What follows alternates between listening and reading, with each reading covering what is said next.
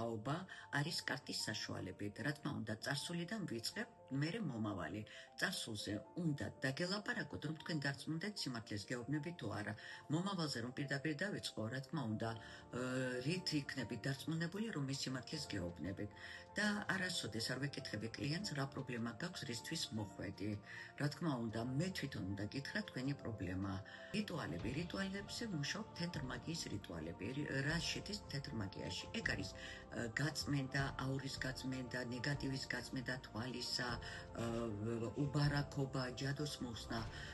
რიტუალები პირდაპირ რომ დამირეკოთ, შემეკითხოთ, შეგიძლიათ დახმარება. რა თქმა უნდა, მე ვერ გიპასუხებთ. ამისთვის ჯერ სჭირდება მკითხაობა, დიაგნოსტიკა, რომ შევხედო რა სიტუაცია გაქვთ, რომ მე გითხრათ, შემიძლია თქვენი დახმარება თუ არა და რომელი რიტუალი დაგჭირდებათ. ყველას ერთი და იგივე მეთოდით არ ხდება რიტუალი, იმიტომ ჯერ უნდა მოხდეს მკითხაობა ან დიაგნოსტიკა, რომ შევხედო რა სიტუაცია გაქვთ, რომ მე გითხრათ, აი ეგ რიტუალი დაგჭირდებათ, რომ უკვე 100%-იანი გარანტია გქონდეთ რიტუალისა.